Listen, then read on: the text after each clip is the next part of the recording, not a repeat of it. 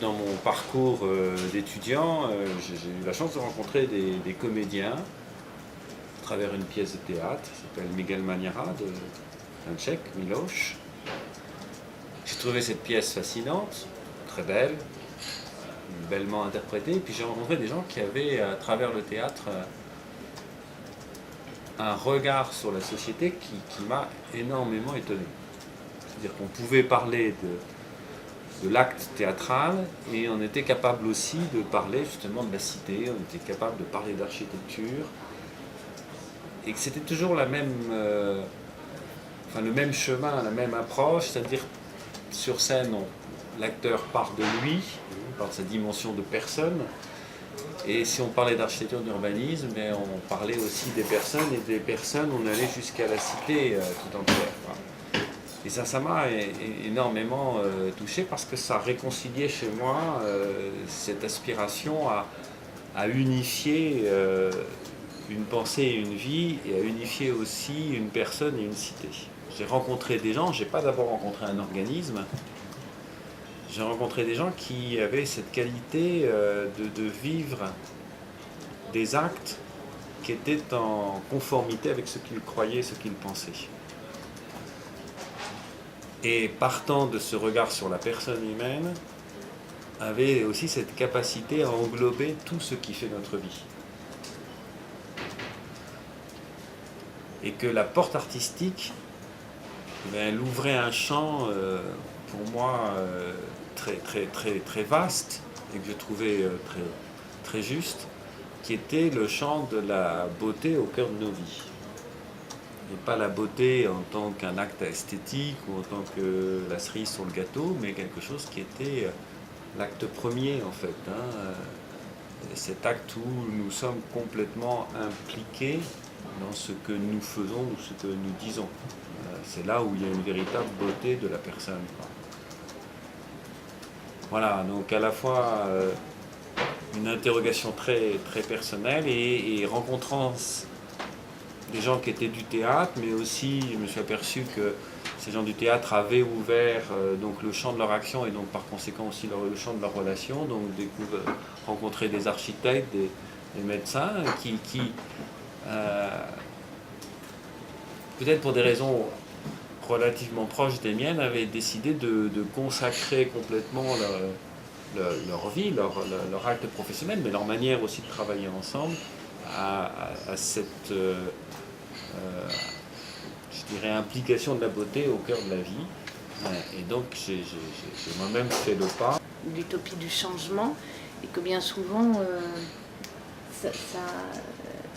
les hommes se sont cassés le nez sur cette notion-là. Pour moi, ça a été, je pense, assez jeune. Une conscience surtout que j'avais envie que ma vie serve à quelque chose ou à quelqu'un. Peut-être aussi parce que dans ma famille, c'est culturel aussi.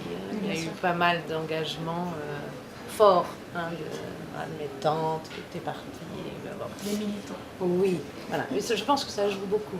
Bien sûr. C'est-à-dire que oui, ça se transmet, ça. D'avoir une place dans le monde, de considérer qu'on a une place chacun dans le monde et qu'on a quelque chose à remplir, une sorte de mission à remplir, quelle soit. Mais voilà, ça je crois que j'ai eu conscience de ça très vite et en même temps j'avais envie de faire du théâtre. C'était ça. Alors là il y avait plus le côté du rêve, quelque chose qui passait un peu plus dans l'imaginaire, dans le monde poétique. Et effectivement, les deux se sont rencontrés très jeunes. Enfin, très jeunes. J'avais 16 ans, moi, quand les deux choses se sont rencontrées. D'accord. Voilà. Mais il n'y a pas eu un constat au niveau de cette dualité. Par exemple, je pense à la dualité, on parlait tout à l'heure de tout ce qui était cérébral et d'émotion. Il n'y avait pas ce constat de dualité encore, il n'y avait pas des mots qui étaient... Moi, j'avais pas de mots. J'avais simplement l'ennui profond. C'est-à-dire que je m'ennuyais beaucoup et profondément.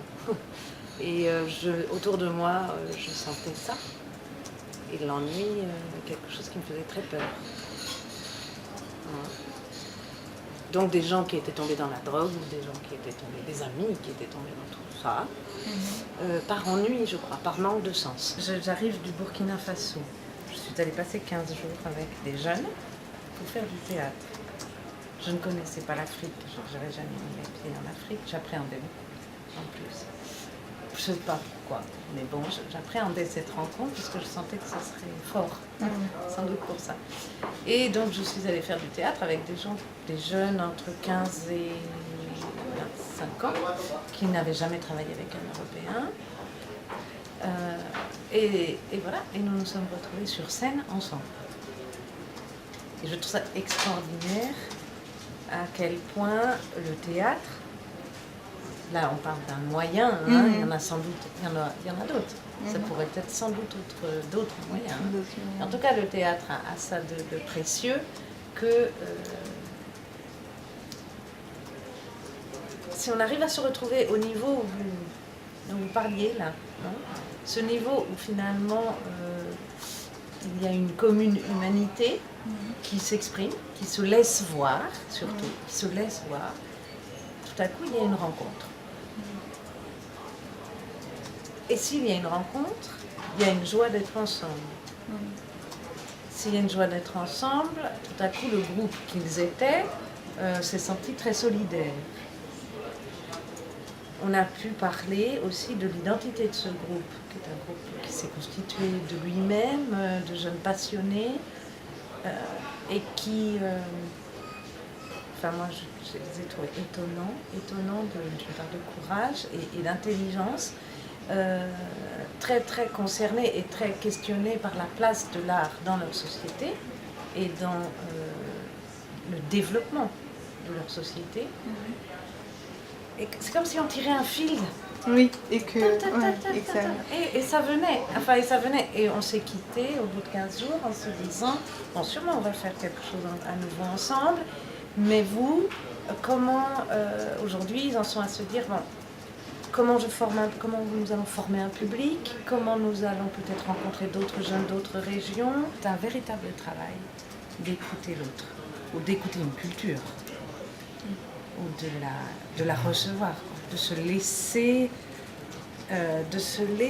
faire. Enfin, il y a une dimension passive aussi dans l'existence qu'on perd souvent, qui est, bon alors c'est vrai que cette expérience j'ai pu la vivre en Afrique, voilà c'est vrai, parce que je m'assieds et que je n'ai rien à produire et j'ai juste à attendre que quelque chose se passe avec l'autre. Et l'autre en est conscient aussi. Mais il y avait une sorte d'attente de quelque chose qui va venir, que j'ai trouvé extrêmement fort. Et je suis allée au Chili aussi, travailler avec des gens dans des poblations. Il faut du temps. Il faut accepter que le temps est quelque chose qui ne nous appartient pas et qu'on ne peut rien forcer. Quand on parle de mosaïque au cœur d'une société, c'est certes une mosaïque des cultures, mais c'est une mosaïque des personnes. Moi j'ai eu la chance de travailler sur un site du patrimoine mondial de l'UNESCO qui est Vézelay en Bourgogne. C'est extraordinaire, c'est un livre ouvert, c'est pas un livre fermé, c'est un livre ouvert à sans cesse contempler et qui sans cesse vient nourrir ce que nous pouvons être aujourd'hui et engagés. Seulement, on avait émis cette phrase quand on avait travaillé sur ce lieu, le patrimoine, c'est à vivre. C'est pas simplement à regarder, à contempler, à se laisser enseigner, c'est un patrimoine à vivre sans cesse. Et moi je disais souvent, quand j'avais la chance de faire visiter ce haut lieu, c'est pas simplement pour regarder le passé, c'est de nous dire, si d'autres ont fait ce lieu extraordinaire, patrimoine mondial, ce n'est pas rien, ça veut dire que toute culture est capable de rencontrer ce lieu. Mais c'est pourquoi aujourd'hui, moi, je ne suis pas capable de créer un patrimoine mondial. C'est ça l'intérêt du patrimoine. Donc effectivement, énormément de choses. Et alors la France, là, est un lieu, un pays absolument extraordinaire. On a une richesse fabuleuse, magnifique. Donc effectivement, il faut le contempler. Il faut bien se nourrir de cet héritage. J'aime bien quand on dit on est fils d'eux. Alors ça, c'est la chance pour moi tous les pays du Moyen-Orient, hein, on est toujours fils d'eux, enfin, dans les pays sémites. Je trouve ça fantastique, parce qu'on n'est jamais fils tout seul, enfin on n'est jamais quelqu'un tout seul, on est toujours fils de quelqu'un. Mais pour être père de quelqu'un de demain, le terme politique est très beau, puisque le mot politique, c'est le souci de la cité. Donc c'est vrai que j'aime bien dire, hein, partir du souci de la personne pour conduire au souci de la cité tout entière, mais il y a aussi des gens dont le talent, la qualité, la responsabilité, c'est de partir du souci de la cité tout entière pour permettre à chacun de grandir dans qui il est, donc de créer les conditions pour... c'est vrai, quand on parlait d'école tout à l'heure, moi je connais des écoles où ils ont privilégié aussi la relation avec les parents, l'implication avec les parents. Effectivement, l'éducation n'est pas vécue de la même manière, parce qu'on n'a pas, il me semble, cette erreur d'avoir un peu découpé nos tranches de vie. Alors, quand on est à l'école, c'est l'école, et puis la famille, c'est autre chose, et quand on a la famille, c'est autre chose, et l'école, voilà, et on est un peu saucissonné. Or, l'être humain est un être qui est unifié, donc si on le saucissonne, ça explose. Enfin, ce sont des coupures qui sont inassumables. Donc, quand il y a des écoles qui par contre investissent sur cette harmonie, cette unité, quand on parlait de dualité, voilà, cette unité entre l'enseignement, les parents, et on s'aperçoit qu'il y a des fruits qui sont plus grands. Donc il y a bien un environnement qui permet aussi à chacun de pouvoir aller plus loin. Ce n'est pas qu'un acte personnel. Et c'est là où la responsabilité de chacun est impliquée, et fort heureusement, il y en a qui ont cette responsabilité du politique. Et il faut le vivre dans ce souci effectivement de la cité, quoi. Toute rencontre, si elle est pleinement vécue, elle transforme la vie, quoi, hein. On ne reste pas indemne d'une rencontre, hein. Alors, le propre est la rencontre amoureuse, quand on ne sort jamais indemne d'une rencontre amoureuse.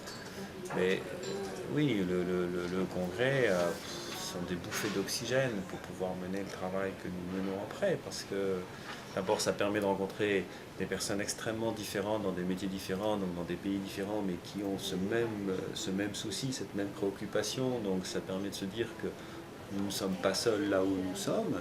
Et si vous êtes, vous, avec d'autres aussi pour faire cette proposition, votre force, elle est décuplée. C'est vrai. Si nous avons fait le choix de travailler comme nous travaillons, c'est que nous savons que seuls, nous ne pouvons rien. Ouais. Moi, je me sens capable de rien. C'est vrai, au fond, je sens bien que je pourrais avancer, mais qu'au bout d'un moment, très vite, je serai limitée dans le discernement d'ailleurs, hein, Bien sûr. dans le fait de réfléchir, enfin, voilà, De prendre une distance. et la distance nécessaire, la confiance nécessaire à l'acte que je pose. J'ai toujours besoin finalement de l'authentifier avec l'autre. J'ai envie de faire ça. Hein? T'en penses quoi? Ça ne m'a pas empêché de dire moi je pense que. Mais j'ai eu besoin de l'autre pour savoir que c'est bien la bonne direction. J'aime bien parler de personnes et de communautés, parce que l'expérience, on parlait du regard de l'autre, c'est vrai, mais j'aime bien quand aussi parler de l'écoute. On ne peut pas se déterminer uniquement par le regard de l'autre. Par contre, on peut être nourri par l'écoute mutuelle. Et donc, pour ça que j'aime bien ce terme de communauté plutôt que le terme de groupe, parce que c'est la racine comme union en fait. Hein. C'est prendre le risque d'une union avec l'autre. Hein, comme on évoquait tout à l'heure, de connaître, c'est-à-dire de naître à l'autre. C'est là où il y a effectivement une force peut-être plus grande que l'image de la branche et des branches ensemble, parce que effectivement, si je prends un fagot, je vais avoir du mal à le casser, ça c'est vrai. Bon, je dis l'union fait la force, mais ça c'est la force de la foule. Est-ce que la foule, elle vit vraiment quelque chose? Le sentiment d'être foule, le sentiment d'une sorte de solidarité de fait, mais pas une solidarité vivante, parce qu'il n'y a pas un vrai risque ensemble. Alors que si on prenait cette image du poids, je pense que la communion, on est plus sur un ensemble de branches, qu'on peut d'ailleurs à un moment donné casser, mais on est sur un seul bois. Il a un seul bois et non plus un ensemble de branches, c'est encore plus solide. Parce qu'on prend le risque, effectivement, de créer avec l'autre. Qu'est-ce qui peut permettre cette rencontre entre l'islam et l'Occident ou entre multiples religions? C'est qu'on s'aperçoit qu'il y a des choses qui sont fondamentales à tout être humain. C'est Mircea Eliade qui dit l'homme est fondamentalement un homme religieux, donc un homme relié. Et qu'effectivement, on trouve des points communs dans toutes les spiritualités. Et quand on rencontre des grands sages dans chacune des religions, on se sent respecté pour qui nous sommes.